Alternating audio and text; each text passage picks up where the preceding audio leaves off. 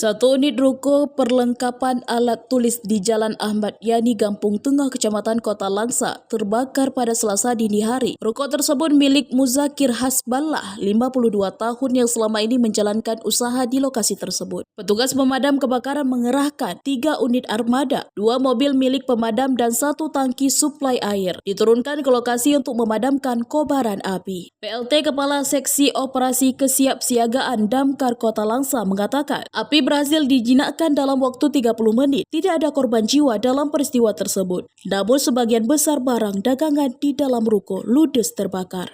Kebakaran kejadian semula sekitar pukul jam 2 mungkin menjelang pagi.